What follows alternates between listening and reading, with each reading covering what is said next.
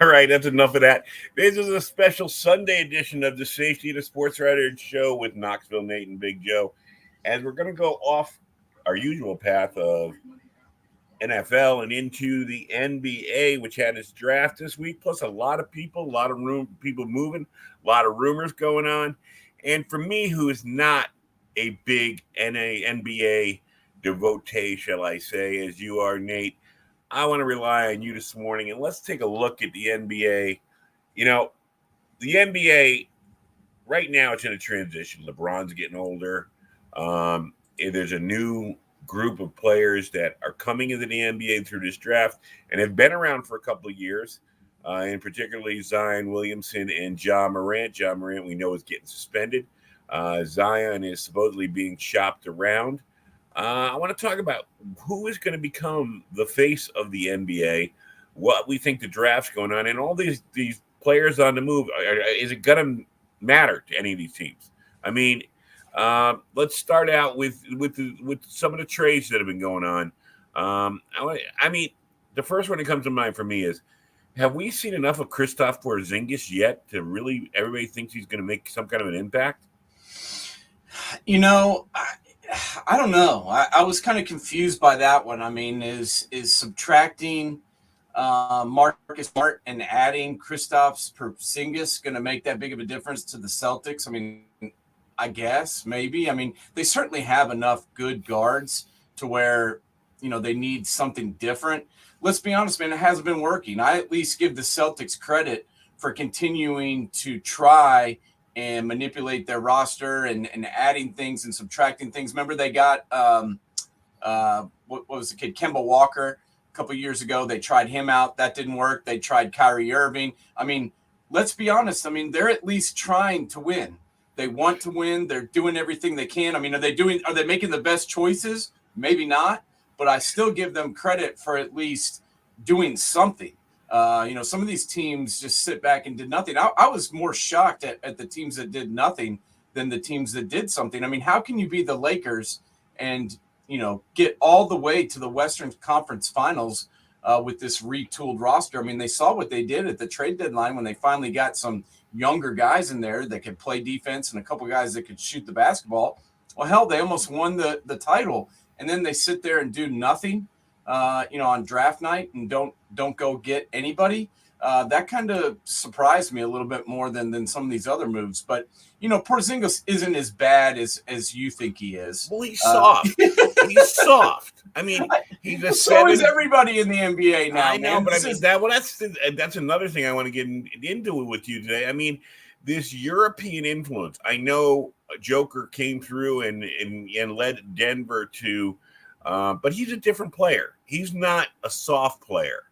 I look at Porzingis and I see softness. I see a guy who's 7'4" and would rather be a swingman or an outside player. He off pick and rolls, yeah, he gets in there and gets his jams and stuff. But I mean, he would rather sit outside and pop up threes. Not a tough man. I know the NBA is going away. We're not going to ever get back probably to the back to the basket. Kareem Abdul-Jabbar, Shaq, Olajuwon, Patrick Ewing, down low, doing the dirty work under the basket, tough guys. The big guys now are this European influence, can go outside, drop a three, play the set a pick away from the basket. Hopefully, if you're like Joker, you're a great passer. You're probably one of the best point passers of all time. But I mean, to me, this guy, the other side of his coin is he's injury prone. He can't stay on the court. Yeah, but I mean that's true in a way. But last year, honestly, he had a pretty good season. I mean, Porzingis played in 65 games. He started all 65. He averaged 23.2 a game. He averaged 8.4 rebounds. He averaged 2.7 assists. He averaged almost 2 blocks. This guy was very, very productive. And you're right, though. This is where the NBA is going. I mean, you look at the last few years, the budding stars, Giannis from the Bucks. You look at Jokic from the team that won the Nuggets who won the NBA title. You look at the kid from the Mavericks, and talking about the European influence. I mean, that's where it's going. These are who these executives want to get. They want to get Jokic. They want to find the next Giannis. They want to find the next Luka Doncic. I mean, that's where this NBA is. I mean, if you just look at the draft, in the first 5 picks, 4 or 3 of them were G League guys, and one of them was, obviously the number 1 pick overall, Victor, who's from overseas.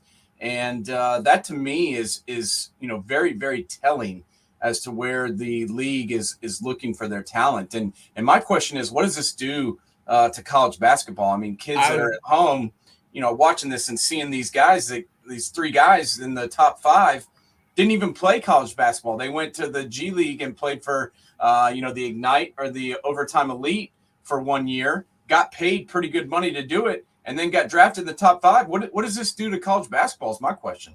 And I was about to go there right away. Is this an indictment of college basketball? Is the fact of the matter is, the one and done that we chastised for a decade, that Calipari turned into a cottage industry. Are we seeing, because those players come out after playing 1 year, and you don't, if you're an NBA executive, a lot of them don't work out. Some of them immature, too immature to be like a Ja Morant, who you now have to wonder about his maturity issues. Zion Williamson, maybe you would have seen he's injury prone in college and figured it out. And, RJ Barrett, who's done very well with the Knicks, but it's taken him 3 years to finally start, starting to see the progression of him. Is this an indictment? Like you said, go to a G League, get paid, play against stiffer competition, and be more ready for the NBA, or play or the overseas guys who, they go to those academies over there. They just play their whole lives around basketball. They're more of a polished person or a player coming into the NBA than the college players. Is this the problem? Yeah, I mean, some of these kids from overseas, they're playing in the pro leagues over there. There's no age restrictions, over in Latvia or, in Yugoslavia or wherever these guys may be coming from. A lot of them are playing professional basketball in France and Italy, but by the time they're 16 years old. My thing is, go back to the old days where, you can go straight to the NBA out of college. I mean, if you're a one and done guy, why force them to go to college? Let them go play in the G League. Let them go play. I mean, they can go to the G League now, but I'm saying let them go straight to the NBA if they want to. Maybe if they're not ready to play in the NBA right away, you can play them, store them in the G League for a year or 2, whatever. But they've got this minor league system right now, and I do think that's helped the NBA some. I think it will continue to help the NBA some because, these guys aren't just shipped off to China now if they have one bad year. They can go to the G League. They can reinvent themselves. They can work on the things that they're not good at, and then come back. So I do like the G League aspect, but I'm just confused as to why a kid would choose to go play in the G League now as opposed to going to play at Duke. I mean, you can make just as much money, if not way more money, playing at Duke than you can playing at the Overtime Elite. No one watches that crap. No. Have you ever watched a G League game in your life? Never in my life, but I will watch religiously college basketball. Me also. It's like I'm addicted to it. Look at the ratings. Look at the ratings. I mean, the Nielsen ratings for a G League basketball game and for a Duke versus North Carolina game. I mean, it's night and freaking day. So I just don't understand the allure of the jumping straight to the G League. I don't really get that. It doesn't make any sense to me. But it also doesn't make sense to me as to why we force these kids to sit out of the NBA game for a year if they're ready. LeBron James was certainly ready. Kobe was ready. Some of these guys are ready. Yeah. So let them go. I don't understand forcing them to do that. I've never understood that. But at the same time now, at least if you are going to, go to college, you can make money now. The NIL is just increasing its dollar value every single day. And, Bronny James is making $5 million. right he now. needs it. Yeah. That's right. His father gave him spending money. Yeah, his dad's a billionaire, and now he's a multimillionaire, and he hasn't played a college game yet. So, that to me is the interesting thing that I want to continue to watch here is what happens to the college game, because that's the game that I really love. Yeah. Excuse me, I'm wrong. Bronny James makes $6.8 million, not $5. I wanted to correct myself there, but that's to me is what's alluring about the college game. I mean, Bronny James probably could have gone and played in the G League. He probably could have gone and skipped the whole college basketball thing, but he's making $7 million to play for USC. So that to me is encouraging, because I don't want to see a dilution of talent in the college basketball. Well, yeah, but I mean, the thing about college basketball too is the fact of the matter is always transitional. Once you get the good coaching position, you're going to have a good team that's going to keep coming, and the players always change. So, I agree with you. The attraction to keep them in coming to college at least for a year, I guess, is something that's good. I just don't know. Like I said, I don't know if we see. I don't know, even with the G League players. I mean, it's a crapshoot more than when I was growing up. By the time Tim Duncan came in the league, I knew what Tim Duncan was. Michael Jordan, 3 years at North Carolina, I knew what he was. I mean, I don't know. These guys, after watching them for 1 year and they jump to the NBA, I'm like, I don't know. I don't know if they're really ready. And like I said, if we're looking back on that draft from, what was it, 3 years ago with John Morant and Zion Williamson and R.J. Barrett and Cam Reddish, I mean, we're looking. Those four guys came out and one is an injury problem, one is a head problem, one is just starting to develop, and the other guy was totally lost. So it's like, I don't know. As you say, you're talking about the 2019 draft. Yeah, there's some good players from that draft. I mean, if you think back to it, R.J. Barrett is good. Yeah. I think he's good. Zion, when he's been on the court, has been extremely good. My question about him is, what's going on? Because from what I hear, he wasn't hurt. At the end of the season there, while the Pelicans were trying to get out of the first round, he was apparently ready to go physically, but claimed that he wasn't to go mentally. So I'm supremely confused by what the hell's going on with him. But that draft had a lot of good players. Darius Garland has turned out to be a pretty damn good point guard for the Cavaliers. Kobe White is okay. Hachimura for the Lakers has become pretty good. Cam Johnson's been good. Tyler Hero. PJ Washington's a good NBA player. That actually is a pretty good draft. The question marks, like you were talking about, and which I agree with you about, are the first three guys, Zion, Ja, and R.J. Barrett. All three have proven to be good players. It's just been kind of weird, how they've developed. But going back to your original question, I did get some confusion by the teams that didn't do anything. As I said, I'm not going to kill the Celtics for trying to get better. They have enough guards. Tatum is a guard. Jaylen Brown is essentially a guard. And so they wanted to add, another guy that I guess you call him a forward or a center in Porzingis. He does end up shooting more threes than he does playing with his back to the basket. But like I said, as much as some people hate him and question him, he averaged 23.2 points a game last year. He averaged 8 rebounds. He averaged 2 blocks. He averaged 3 assists. This guy was productive last year on a really bad Wizards team.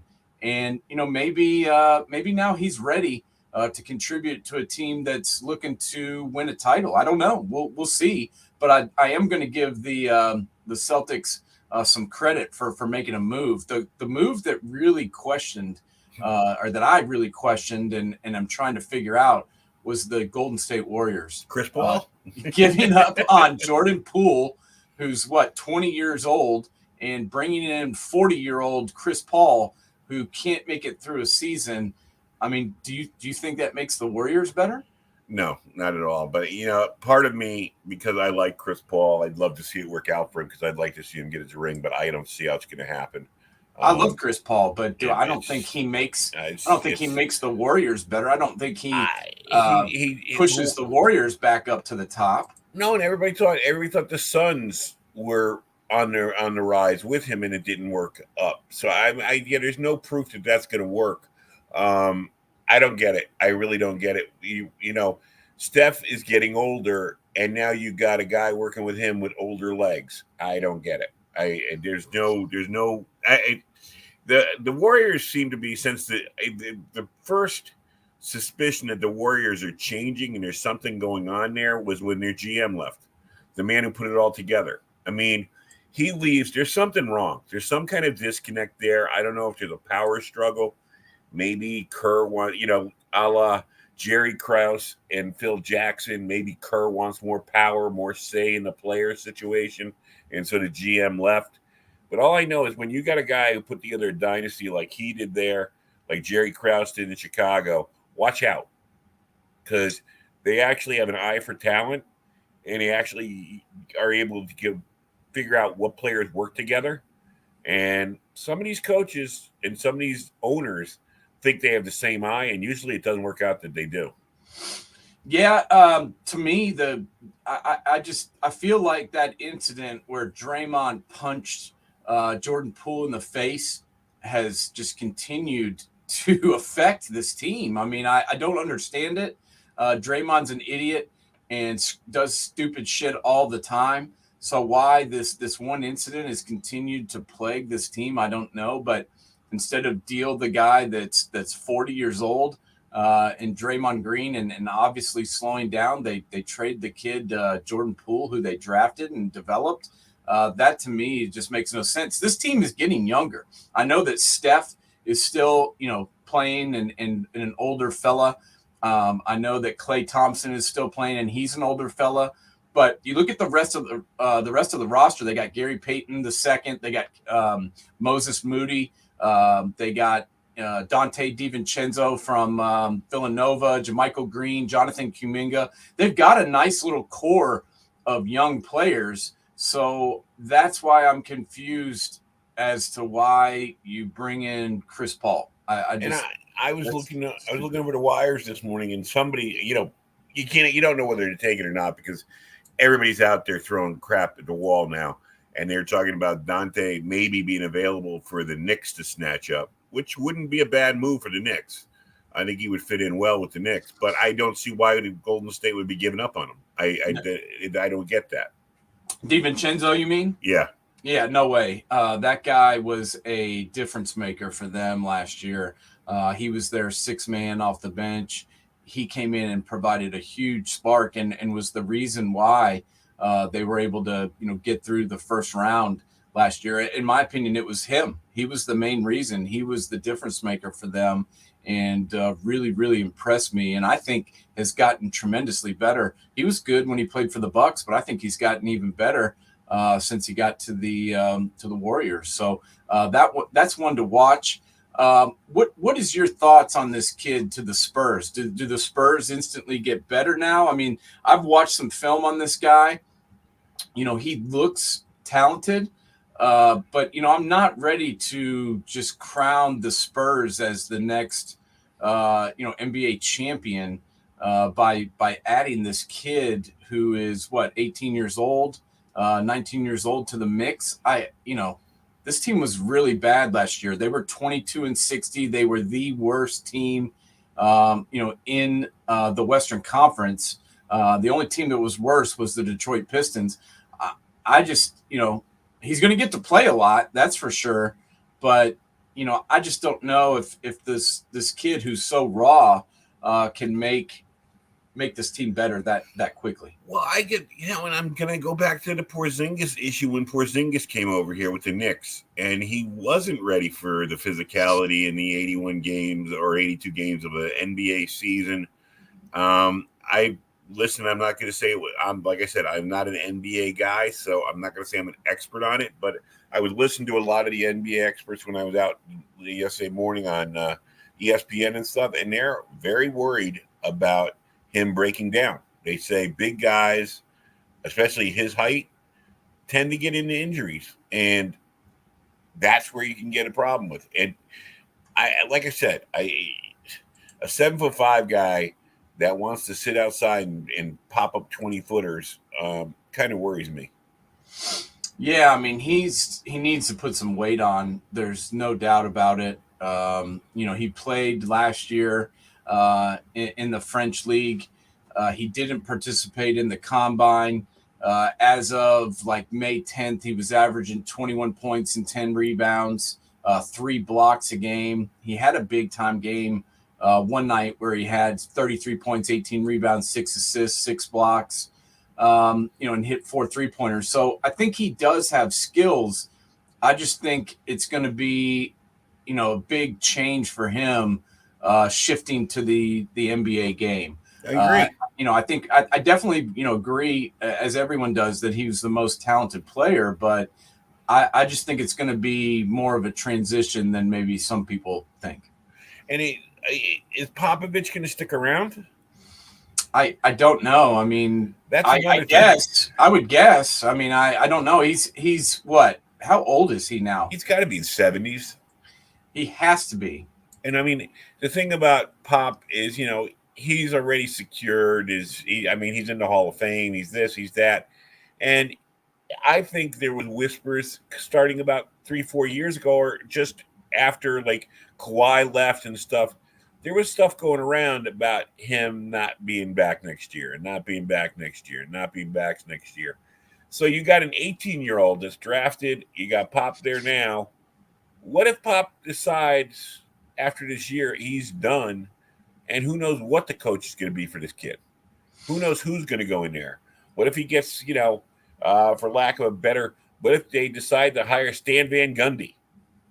And where does his career go? You know what I mean? It's like this kid it's going to be a crapshoot because, look at New Orleans when they let the coach go that was there with Zion when he first got there. I mean, that's the other thing about a young player is, Michael, it's like when you can get a young player and consistency in the coaching staff, it really helps them a lot. They know the game plan. They know the routine. They know the coach. The coach knows them. When you got these young guys and it's a, they lose 10 games or they have a bad month and they fire the coach and some new coach comes in, it kind of blows up in their faces. So I don't know. A lot is going to depend on, I think, if Popovich wants to stick around and develop this kid. Well, he is the president of the Spurs. He's 74 years old. He's been the coach of the Spurs since 1996. I just don't see him sticking around to fully develop this kid. I think he, if I was him and if I was the team, I would have him pick the coach and then, be there to assist in the development. He's not Riley. Yeah, I mean, exactly. I mean, I just think that's where we're at with this guy, being that he's 74 years old. I mean, does he really want to be there for 80 plus games a year and the playoffs if they actually are good? I just don't. I don't know, man. Maybe he's drinking different water than I am. I'm 40 something years old and I'm ready to hang it up. So I don't really understand where he gets this motivation, but I want some of it. Yeah, and I agree. But the other thing is like somebody, Pat Riley was one of those guys like Jerry West that could make the transition into being, in the background, talent evaluator, a elder that the coaches can talk to and stuff. Pop might not be that. Pop might sit there and when he's done, he might sit there and go, I'm done. I made my money. I can live my life wherever he has a house or wherever he likes to go to and not stick around for it. So it's going to be true. But I mean, he's already made himself, he's already worked his way into the role as the president of the team. Yeah. So he obviously wants to be, an executive. He is an executive. He's already done it. He's just still coaching. It's crazy to me how long he's been there. And the fact that this guy has been the coach of the Spurs since I was in high school. Yeah. That to me is nuts because I have been out of high school for a long time, but it's a testimony to when you have a ownership that gets it. You know, they won their share of titles, but right now they're on the downside. They're not firing Pop and looking for, you know what I mean? They're not just, too many of these people don't let the successful coaches go through the lean times and rebuild. He's done it a couple of times. And, you know, it's worked out for San Antonio. There's the consistency, the stability of having him there kind of running everything has worked for them and made them into, well, not so much the last 4 or 5 years since Kawhi left her, but they were consistently a team you didn't want to face in the playoffs. They were consistently winning. And, you know, but then again, you got to figure now, has the magic faded? Has he lost his touch? Maybe the last time they won a title was 2014. Right. I mean, let's be honest, that was 10 years ago. So, but in NBA terms, that's not terribly bad. When was the last time the Celtics won? 2011? I believe so. But the Celtics have been competitive. The Celtics have been in the finals. They've been near the finals. They've been sniffing a title for the last several years. The Spurs have been horrible, you know, for the last 6 or 7 years. Yeah, but I think the big thing there is he couldn't work it out with Kawhi, and Kawhi got out of town. I think if you rewrite history, if you go back to that moment in Spurs history, I think the next years would have been a lot better for him. But I agree. But once again, you know, whose fault was that? You know, I think that was a big problem for the Spurs, and I think the blame for that should be shared amongst everybody who was there at the time. I totally agree, and I think, but I mean, that's where we have to go. That's where we go full circle with it. Is he going to be around to help this young kid, or has he lost his touch, or is it time for him to move on and open the door for someone to come in and take over for this young kid? I don't know. And the other thing is, how does this kid's game? You said you watched a little bit of highlights. I haven't watched any. How does this kid's game translate to the Greg Popovich way of running offense and defense? Will he change his system to match what this kid does, or does this kid have a little Tim Duncan in him, have a little David Robinson in him, have that kind of a game that he can adjust to the way Pop likes to run his game? Yeah, I mean, he's way different than those guys. I mean, this is not Tim Duncan coming into the league. I mean, you know, Tim Duncan, I don't know if he ever shot a 3-pointer. This kid will stand out there and fire up threes like it's his job, and he's more of a, you know, I know he is European. He's more of a European type basketball player, and you know, let's be honest. I mean, Pop has had success with those guys. He had Tony Parker. He had Monty Ginobili. I mean, he's brought guys. But those were guards. Exactly. That's my point. I mean, this is a different type of big guy, and you know, we'll see how he fits with this team. But this team was horrible last year. Yeah. I mean, Keldon Johnson is kind of the one bright spot on this team. I mean, he averaged 22 points and 5 rebounds and 3 assists, and he's a pretty good kid, but he hasn't really turned into the superstar that the Spurs hoped. I mean, he's a good player, but definitely not a max contract kind of guy like they would need. And the rest of this roster is just kind of like, nobody on it really, you know, sticks out to me. He's going to need help. Even if he is good, they're going to have to get him some other pieces because the way this roster is constructed right now, they're not ready to compete for a title in any way, shape, or form. And let's face it, how do you portray him going against Joker, going against Giannis, going against Anthony Davis? I mean, he's going to have to go night to night against some pretty damn good centers. I mean, you know, it's not going to be easy. How about when he matches up with it? We already talked about this guy. Can be a borderline dirty player. How about when he comes up with his, as we've talked about, his skinny frame going against a Draymond Green? I mean, this is gonna be the question on him. I mean, is he gonna make those guys come out and chase him? Maybe if they don't switch to a zone against him, or if he has to go down low and battle with these guys, is he gonna get himself busted up? Yeah, I mean, I'm interested to see if he plays in the summer league. My guess is they probably won't play him that much in the summer league, but I'd be interested to see what happens. I mean, there's the California one starts in July on July 3rd, while at the same time the Salt Lake one's going on, and then the one that I think is in Vegas starts the week after that. So. I'll be interested to see whether or not he participates and what he looks like, if he does. All right, let's go. Let's think about the Bradley Beal situation. How did you like that move, getting him out to the West Coast? Bradley Beal is a good NBA player. There's no doubt about that. But does he get the Suns over the hump? I don't know. I mean, the scorers aren't really what they need, in my opinion. They've already got Devin Booker. They've already got Kevin Durant. I'm not so sure adding a third guy who wants to shoot the basketball 15 to 20 times a game is exactly what they need. And isn't he more of a two guard? Oh yeah, So, he's a shooting guard. So you sent a point guard away, an experienced point guard. I know he's getting old, and you replace him with a two guard. Who's going to run the point for the Suns? Yeah, I mean they did a lot of running Devin Booker as the point last year, and then also Cameron Payne. Those two guys were kind of the point guards for most of the season, especially after after Chris Paul went down. But they've got penciled in Devin Booker to be the point guard. He's not a point guard, in my opinion. No. This is a guy who needs to shoot the basketball on a consistent basis.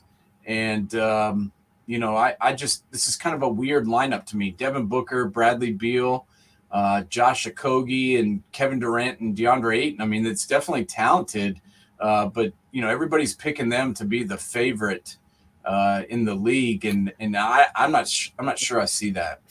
And I tell you, as I said to you, I think about a month ago, the Denver Nuggets, the most least loved favorite of all time.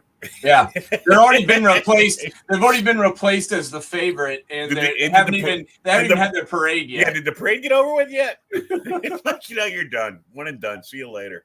I don't know. And every year, I feel like we talk about, that Damian Lillard is going to be traded, and that Damian Lillard's going to go here and go there. We've yet to see him be moved. Portland has yet to put a team around him. Why would they get rid of their best player? I don't understand that. How much better does he make another team? I don't know, but I've heard that the Nets and the Heat have both made a substantial offer for him. If I was him, I would go to the Heat right now. Definitely. I mean, the Heat makes sense for him. The Nets do not make sense for him. The Nets are just Portland East. Exactly. That's exactly what I was going to say. And I love the Nets, but they're the Portland East for sure. And that's why I'm thinking, if you've got those two teams putting in offers, what the hell are you doing? Pick your phone up, text the front office. I'm going to the Heat. Make it happen. I'm not playing for you anymore. Exactly. Do it to it. You go down there, you're on South Beach, you got Riley, you got a good coach, you got a good team around you that just made the finals. That could be the guy that gets them over if they make it back next year. I would think that would make Miami the favorite in the East. As always, if you live in the New York area, the Knicks are going to get Damian Lillard according to everybody here, and it's just like, I tell you, the Knicks. I don't know what they need. I really don't know what they need. They want to get rid of the coach now. There's the Knicks fans are sick of the coach. It was his fault they didn't win. Julius Randle, forget it. They might as well put him in the tombs because everybody hates him around here. And I mean, the Knicks are a team that could be on the rise. Do they have to add some pieces? Yes, but I don't know if bringing like a Lillard in here would help them even. I mean, with that, can he work in the back court with Brunson, or does he need the ball too much? Where Brunson's, production would come down. The Knicks don't need a point guard. That was the big move last year. That worked. He was huge for them. I don't see him fitting in there. As I mentioned, I think the Heat would be the perfect spot for him. You got Kyle Lowry to come in off the bench and be his backup, and he is, your guy that's going to be the starter at point guard, and that instantly would improve that team. I just don't think another point guard is what the Knicks need right now. Well, they have a worse rumor rolling around over here, Paul George. Why would the Knicks want Paul George first? And they want to, and the people here that I heard, and I may be wrong here, they're saying give up R.J. Barrett and bring back Paul George. I'm like, what? That's the dumbest thing I've ever heard in my life. I mean, a guy who's a decade older, on his last legs. The guy, look, Paul George, I remember him back in Indianapolis, and he was a good story. I remember when he wrecked his knee or he broke his leg that time really severely. It was great. He came back from that. And he was a promising player with that Indiana team, which never seemed to develop. But let's face facts. The experiment of him and Kawhi out in L.A. is not exactly proven to be productive. No, and he's not the same guy that he was, when he was playing in Indiana. I mean, he was a max contract, superstar who kind of made the Pacers go. But since the injury and since he's been out in LA, it has not been the same. When Kawhi has gone down, the Clippers have struggled mightily. And let's be honest, Kawhi's gone down a lot. So that's been a failed experiment, and bringing him into the mix doesn't help them at all either, in my opinion. Now, the other rumor I hear going around is LeBron wants to go to Golden State. They've been saying that for 3 years. Okay. That's not going to happen. He's going to stay put. And that's why I was kind of shocked that the Lakers didn't make a move. And maybe they still will. But, I mean, let's be honest. I mean, since the trade deadline, they looked really good. If he can get back, I mean, he was playing with a torn ligament in his foot the last 2 months. So if they can get him healthy, which is a big if because of his age, but he seems to be like Superman. I mean, he dropped 40 points in game 4 when the rest of the team had already kind of checked out, and he still seemed laser focused and played well. But I don't think he can keep doing this at this level for much longer. And I kind of really think he's got one more year in him, and I think he wants to stay in LA. I think he wants to try to run it back one more time, especially since he got so close. But I do think they need one more guy. But who would you think would be a good fit? That's a great question. I don't know. They need somebody else that can score the basketball. They got Anthony Davis down low. He's damn good when he's not in his street clothes over there. LeBron does his thing, is basically become their point guard. They added back D'Angelo Russell, who looked really good up until the finals. The Western Conference Finals, he played really, really well.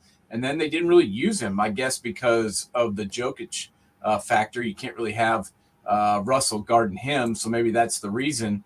But I think he was a good addition. Vanderbilt was a good addition.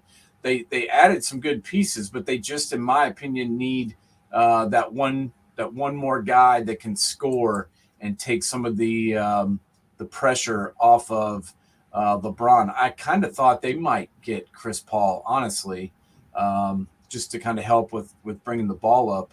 I thought that might be a move they may make, but I don't know. They definitely need one more guy. They don't have really anybody signed right now. LeBron is signed. I think Hachimura is signed. I think that Anthony Davis is signed. Troy Brown Jr. And the rest of the team, needs contracts. So they've got a lot of work to do in this offseason. I think it's going to be really interesting to see what happens with the Lakers as we go through the rest of the offseason. All right. I found an interesting article, and I'm going to run it by you. It's called Who Will Be the Best Players in the NBA in 5 years or in 2028? It gives me 10 players. I want to see you agree or disagree. Okay. Number 10 on the list, Donovan Mitchell.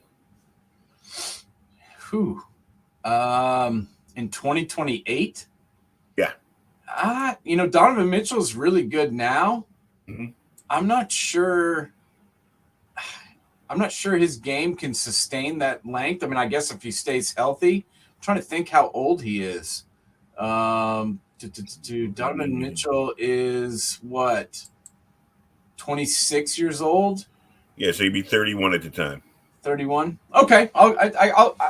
He was averaged 30 points a game last year. I can take that. I'll put him in the top 10. Yeah. All right. Number 9 is, I know he's one of your favorite players from the Thunder, Shea, I can never pronounce Gilgeous-Alexander. Right.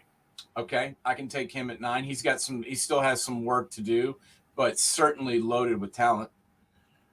Next one is number 8 is he's got the talent, but Ja Morant. Yeah. He'll be only 28 years old at that time, but of course he has to get through a suspension and basically fix himself. Yeah, I can't explain what's going on over there. I have no idea. Somebody that's closer to him and knows him would probably be a better person to ask, because I have no clue why on earth he would risk his money, he would risk his future, he would risk his basketball career out of trying quite to act possibly like his a life. gangster. Yeah, I don't understand any of this, and I'm extremely confused, and I hope that somebody steps in and helps him out, because this is baffling. And the next one, number 7, is your man Zion. I mean, as they say in the article here, 22 years old, so he'd be 27 at the time. He's already shown that he could average over 26 points a game when he's healthy. It's all about the health. Yeah, and the mental side of it. The thing is that people don't really talk about them, but the Pelicans had themselves a really good season last year. Mm-hmm. Trey Murphy, Brandon Ingram, Herbert Jones, Jonas Valanciunas, CJ McCollum was a really good add for them. If they can get Zion Williamson to play with these guys, this is a team that can compete in the West. And that's a big if, because I've been a big supporter of him and a big believer in him this whole time. But at this point, I'm kind of like, man, I got to see you play again. He hasn't played in a long time. And I think you and I have discussed this before, even in football terms. I don't see why playing in New Orleans is a bad place to play. I mean, it's a major city. It's a place you see how they support the Saints when the Saints are winning. Yeah. I mean, the Pelicans, they're just dying to get winning teams down there. I mean, I don't know why they're in such a hurry to get the hell out of there. I don't know. Yeah, I agree. I think they've got a pretty good supportive fan base from that area. You've got Louisiana, you've got Mississippi, the west side, or east side of Texas. There's a lot of people that are New Orleans sports fans. If you build it, they will come. If you build a team that can win, they will come and watch it. And plus, there's so many damn tourists in New Orleans all the time that those people trickle into the game. So you've got a fan base there. You've got people that'll come and watch them. You've got to get Zion back on the court and get him playing. Like I said, I was very, very worried when the playoffs rolled around and he was, quote unquote, ready to go physically, but mentally not ready. I don't know what the hell that means. And these guys are seriously confusing me right now. Yeah, I know one thing. It doesn't mean anything good. No. And then they put number 6. This is a leap of faith, I guess, because we just talked about him at length. Wembanyama at number 6. So, we've gone over him. So I'm not worried about what we think there. We've already analyzed what we think, and he has potential, but will he reach the potential? Top 5, they start out with Devin Booker. He'll be 31 at the time. I think he's heading in the right direction. You tell me what you think, and I'll give you a feedback on what I think. All right. This is a kid who can score the basketball like no other. He is an unbelievable shooter. The problem I have with him is at times he disappears. You think about that game 6 against the Nuggets. That is what worries the hell out of me with him. He'll have games where he's the best player on the court, and there's no doubt about it. For the season, he averaged almost 30 points, 5 rebounds, 5 assists, shot 50%. That's all great and good. But what I'm talking about is when it matters, okay? Western Conference semifinals, game 6 against the Nuggets. He had 12 points, 1 rebound, 8 assists, and they were negative 27 with him on the floor. I mean, the fact that he had 12 points is kind of impressive considering how horrible he played. He was just god awful. He shot 30% from the field. It was like he didn't know what the hell he was doing, and there was no excuse for it. And so that's why I'm a little bit concerned with him, because there'll be these games like game 6 where this kid that can be the best player on the court was horrible. Right. And I don't really know why, but he needs to clean that up if he's going to be a top 5 player in this league or be called that. And here's the other thing. Here's my opinion on it, because for lack of a better comparison, Devin Booker should be taking the Suns on his back and making the Suns his team, a la Jordan. He honestly, with what your analysis, I think, was spot on. He doesn't know how to do that. And the veteran presence now in the locker room is Kevin Durant, who we discussed at length throughout last year, doesn't seem to want to do it unless it suits him at that particular time. Chris Paul was a veteran presence that I think could work with him. I don't think he has someone there to teach him how to be that leader, and I think that's where he's going to fall short. Yeah, he needs some help for sure as to figuring it out. And what it is being the guy that A, is consistent in every single game and everything he does, and then B, makes everybody better. And that's what he doesn't do. I mean, he's certainly very, very good by himself, but he needs to make everybody around him better. And, that may be passing on a shot sometimes. That may be taking a shot that maybe he shouldn't take, but there's not anybody else on the court that can score at that time. He needs to figure out what it is that makes him the leader of this team and that makes everybody else on this team a better basketball player. And that's what he's been unable to do thus far. I've heard rumors that the Suns may be also going after James Harden.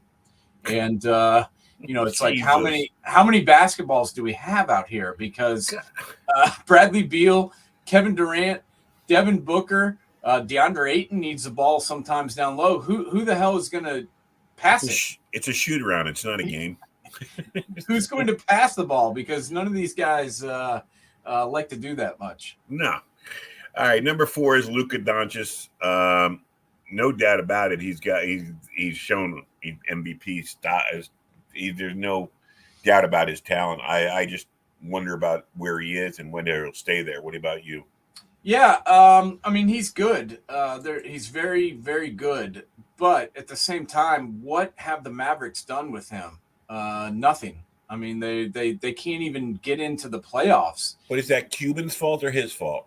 I think the blame's got to be shared. I mean, I think that the team around him isn't that great, but they were good. 2 years ago, they were competing and they were good. And then they basically had the same team last year with Finney Smith and Hardaway Jr. and some of these guys, Reggie Bullock and Dwight Powell. I mean, some of these guys have been on this team for a while. And why they're going backwards, to me, is an indictment on both the front office and him. He's just like Devin Booker. This guy needs to make everybody else better. And I'm not sure he's doing that. So he's got a lot to prove to me. I mean, scoring 50 points in a regular season game doesn't really do much for me. You've got to be able to make the playoffs. I mean, it's not hard to make the playoffs anymore. Hell, the 10th seeded team gets into the play-in tournament, and hell, they couldn't even do that. So I've got some questions about him, and I'm not ready to anoint him as the best player in the league when he can't get his team into the playoffs. I got to agree with you there. I think the same thing I brought up about Booker accounts to him. I mean, I know Kyrie is a team destroyer, but when Kyrie played with LeBron wouldn't let him destroy it. You know what I mean? A true leader, if that's your team, he's been there long enough, that's his team. And you defend your turf, you mark your turf, and you say, this is my turf, you can play on my team my way. And Kyrie, I don't care. You throw the ball to me and you're not playing my way, it's not coming back to you. I'll throw it to somebody else. Yeah, I mean, he's what, 24 years old. He's in his 5th season. It's time. It's time to get it done. It's time to make the playoffs. It's time to go far in the playoffs. I don't understand what we're waiting on here. I mean, this is a guy that averaged over 30 points a game. He averaged almost a triple-double. He's 50% shooter. There's no reason why this guy can't get his team into the playoffs. And does he need some more help? Everybody does. But look what LeBron did with Anthony Davis and pretty much nobody else. I mean, they went to the Western Conference Finals. That's what this guy needs to do with the crap team he has. All right, next is Giannis, and I don't think he'll be 33 by then, but I think we could safely say Giannis is number 3. I would agree with that. This kid, people kind of forget about him and don't want to talk about him, but they were the best team, in the league. They were the best team in the East, and I know that the playoffs didn't go well, but that was one series, and it looked like it wasn't an aberration. The Heat was a good team. The Heat made it all the way to the finals. So, you fire Budenholzer and blame him for everything. But how about giving some credit to the Miami Heat? They've got a good coach. They've got some good players, and they played a really good series against the Bucks and beat them. But I'm not going to let that diminish the fact that the Bucks were 58-24, 32-9 at home, with one of the best players in the league. I mean, yeah, the losing in the first round was disappointing, but that doesn't take away what Giannis has already done and what he will continue to do. He knows how to lead a team. Number 2, they got Jason Tatum, talented as hell. Does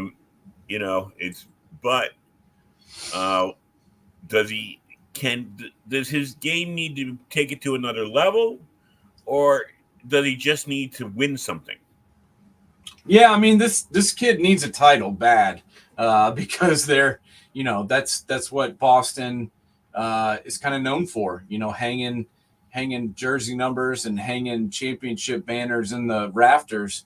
That's kind of what Boston basketball is all about. But it's not like the Celtics had a horrible season. They played really good. They were right behind the Bucks in the Eastern Conference, and then they made it to the Eastern Conference Finals. They came back from that 3-0 deficit to the Heat. A lot of that was due to him and his play. He averaged 27 points, 10 rebounds, and 5 assists, led the team in all 3 categories. He's definitely a very, very good player. He just they need to find that right combination on that team. And, maybe adding Porzingis will do it. I don't know. Kind of hard to believe that. But like I said, I'm not going to knock this team for trying to get better. No. And the last one, number 1, they get, of course, Jokic, just won it all. Multiple MVPs. Can do it all player. I'm trying to see where they name his age here. I'm not really sure about it. I don't know if you know his age. Jokic, yeah. He is, I think let me see. He is what? He's got to be like 28. Okay. So 33.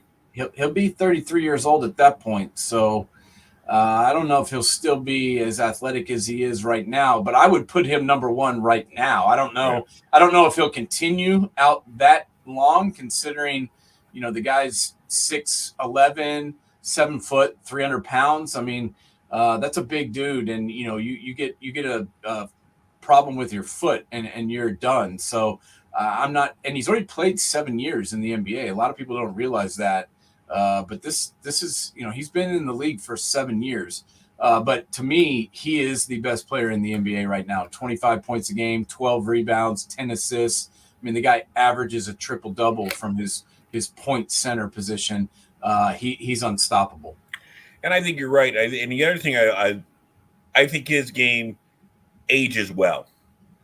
He's basically a half-court player, so he doesn't have to run up and down the court that much. Yeah. And if his shot goes down, his passing is still there. He knows how to rebound. Rebounding isn't always about athleticism. It's more about desire, and smarts. Reading the ball off the bat. So I mean, I don't see the special parts of his game really diminishing that fast. So I think No, he'll do fine. no, and that's why I like him. It really makes a big difference.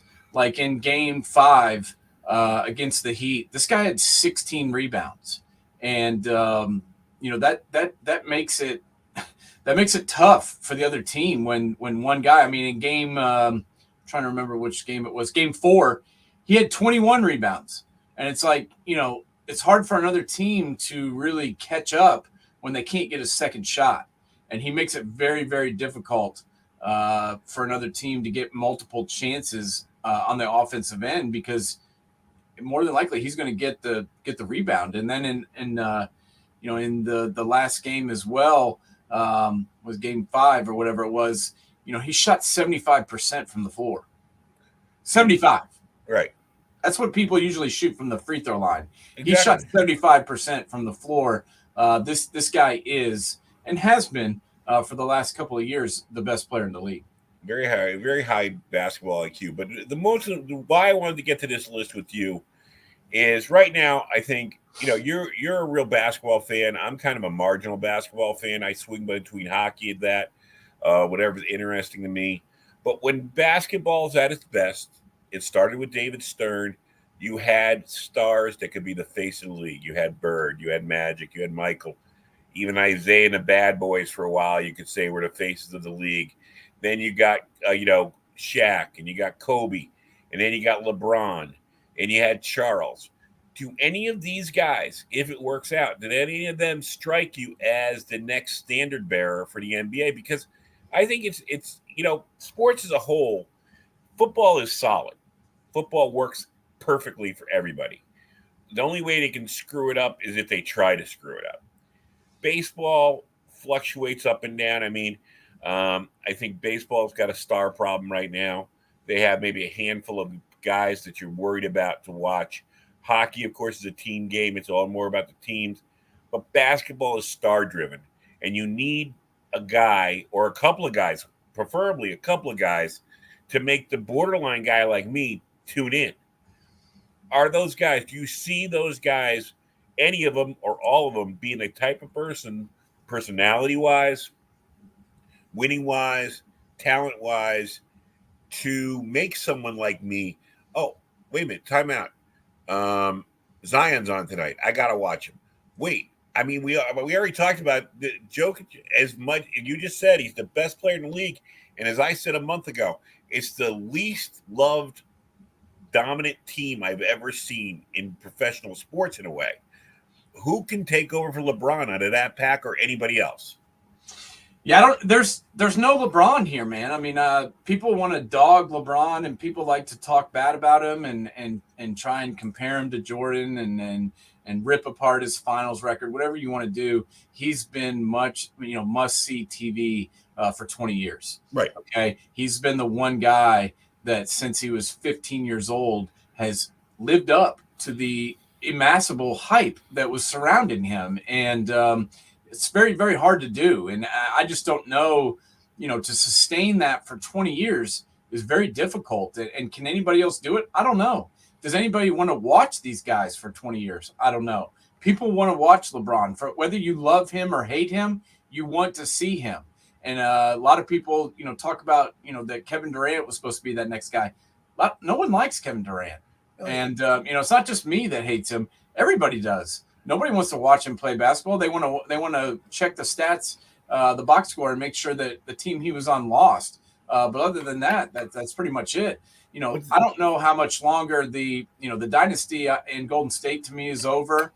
I just don't see them being able to win a title with some of these other teams that are in there.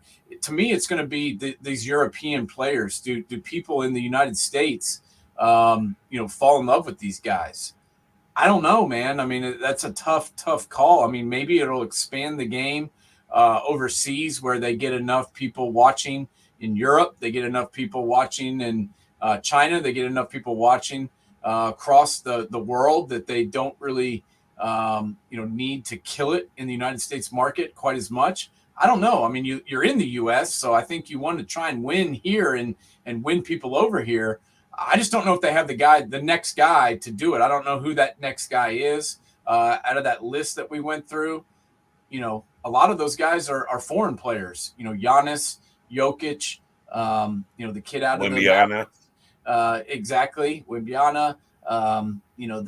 The kid from the Mavericks. They're all foreign guys, and they're not homegrown United States players. So I think it's a little bit harder for the casual NBA fan to fall in love with them. Yeah, and the other thing is that Magic, especially more than Bird, Magic, Jordan, LeBron, Shaq, Kobe, they wanted to be the face of the NBA. They wanted it to be all about them. Some of these guys strike me as, yeah, during the game you can notice me, but after that I don't want to be involved in. I don't want to be a pitch man for anybody. I don't want to take the advertising dollars. I just want to play my game, make my $40 million a year, and I'm fine with that.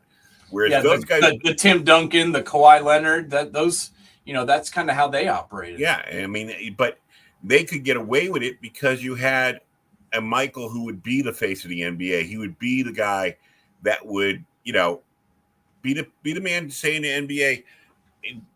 Take it away from David Stern and Adam Silver having to be the guy talking about the state of the NBA. He was the respected guy who could say, we got to do this, we got to do that. I mean, LeBron was that.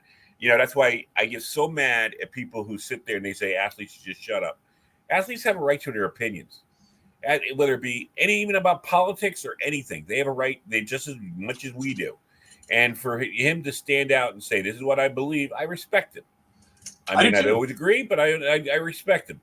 And these guys, agree with what Body says, but these guys are just, I mean, the only thing Ja Morant's done so far in public, he got suspended for. So, I mean, NBA is, like I said, football's fine. But I don't know what the ratings were for the NBA, which it was a pretty good playoff it went through, except the final was disappointing as it turned out. But same thing happened in hockey too. But you need that star who's going to bring everybody, the marginal fan, like you said. Oh, he's playing tonight. It's the playoffs. I got to watch him. And no, I agree. I mean, and that comes from personality. Yeah, they need somebody who the people want to go see. There definitely is talent. When I look at this draft, the one encouraging thing to me, and this is the last thing I'll say about it, but the one thing that's really encouraging to me is, like, I look at the back end of this draft, and I'm talking about pick 49, Amani Bates, the kid that went to Memphis and didn't work out when it went to Eastern Michigan because he got into some trouble and kind of fell out of favor or whatever. He's a talented basketball player. Keontae Johnson, the kid from Kansas State, he went number 50 overall. Number 51 was Jalen Wilson, the five-star kid from Kansas. I mean, these are some really talented basketball players that are getting picked, 50th in the draft. That, to me, I think is a good sign about the talent level that is going into the NBA. And as I mentioned, I do like the fact that they have this G League in place. Before, you had these kids that were, playing 1 year in college, going to the NBA, didn't work out right away. They couldn't adjust to the game, and then poof, they were gone.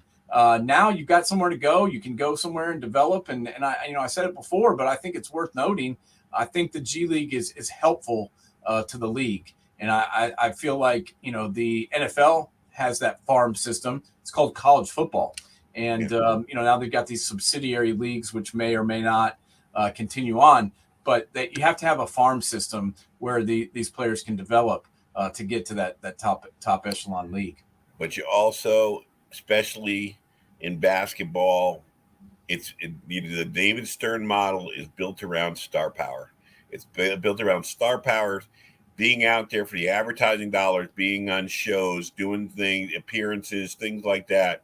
And you got to get somebody either, preferably you get a hero and a villain to play off each other, which would be really good. But if you need star power in the NBA, and like I said, right now it's kind of going into, I don't know, the kind of players who like you say, talented, and if you really love the NBA game, you'll watch it. But the personalities is what drives the marginal fan to the NBA, and that's what you're looking for in American dollars, at least. I can't speak for the European people, but I can say that right now the NBA, to me, they need somebody to step up and be the next LeBron, and I haven't seen it yet. Yeah, and you look at this year's finals, and the ratings were they had about, I think they averaged game 3 averaged like 11.2 million. You go back to 2017, and I think it averaged like 20 million. So okay. I think that right there, it's heading in the wrong direction. That tells you, in my opinion, kind of what people are interested in. And that 2017 series was Golden State, obviously, versus Cleveland. That was a big time. I mean, that thing was watched. The first game was over 20 million. Game 4 was over 20 million. And then game 5 was 25 million. So right. That, to me, was huge compared to some of these other finals like that we just had, where it's gone down a little bit. So they need to get back. Now what's funny is the this series actually got better ratings than the Bucks Suns did. So maybe there's more people in Florida, I don't know, but it did go up from the 2021 series where the Bucks played the Suns. So it's kind of hard to tell, but they need to get that next face of the league, because, as I mentioned, even though LeBron still looked damn good last year, he doesn't need to play basketball anymore. The guy has $1 billion. He's got 2 young kids that are starting to play. He can't do it forever. Yeah, and even though it looks like he can. And he wants to be an entrepreneur, and he should be able to. That's what people don't understand is he will have, what do you have? He'll have June, July, August. He has to start getting ready for the season. September is camp. Yeah, camp starts in September. So, and that's the amazing thing about him, and even more than Michael, is when you think of all the finals he's played in, how that body's held up with only like a month and a half off. Hell, he's made the finals almost every year in his career. And like this year, one of the years he didn't make the finals, they were in the Western Conference Finals. Right. So he played basketball from October until July. I mean, and then he played in the Olympics all those years. He played AAU basketball all those years. He has got a lot of tread on the tires. And the fact that he's still doing what he's doing with all of that mileage is just unbelievable, in my opinion. It totally is. Any NFL stuff you saw this week that Saquon Barkley? I don't know what's going on with that with the Giants. It doesn't look like it's heading in the right direction.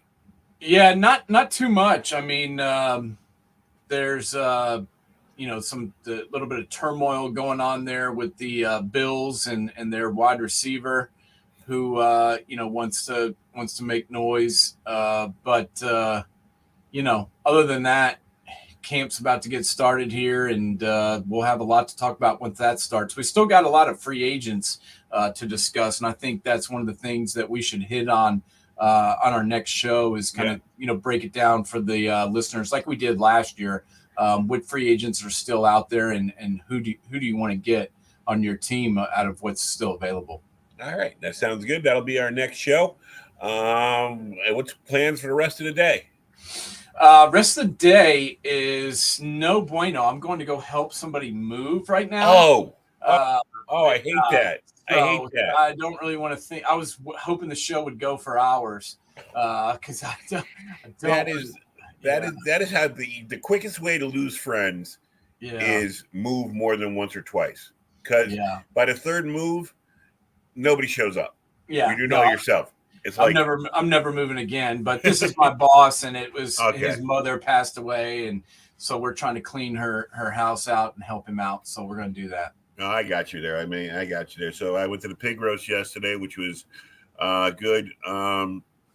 Really, I don't know, pig roast. I really don't know how to take the pig roast thing. I mean, the meat was good and everything, but when the head of the pig is sitting on the table looking at you, it's kind of freaky. Yeah, no, he's staring at you, isn't he? I don't know. We went to this cycling race, and I've never ever seen I mean, all the sports I've watched, I've never been to a cycling race before, and I was kind of like, this is going to be stupid. Why are we doing this? And then I went and watched it, and I got to be honest, it was pretty cool watching these guys ride these bikes going 49, 50 miles an hour. Was it on an oval?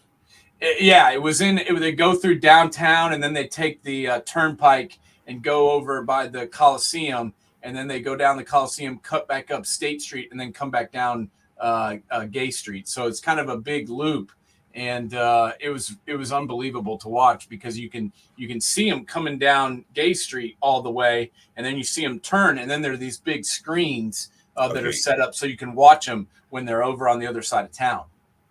So it was actually pretty cool. And when they go by, it's like a tornado because the wind generated by these guys flying by you. It was actually pretty cool to see. Well, that's cool. All right, my friend. We will be back later on this week. Hopefully back to our regular Thursday night. I had to work last week, so we couldn't do it. Hopefully back to our regular Thursday night show. And everybody, thanks for tuning in this morning. Enjoy the rest of what's left of the weekend, and we will see you on Thursday. Take it easy, bud. See you.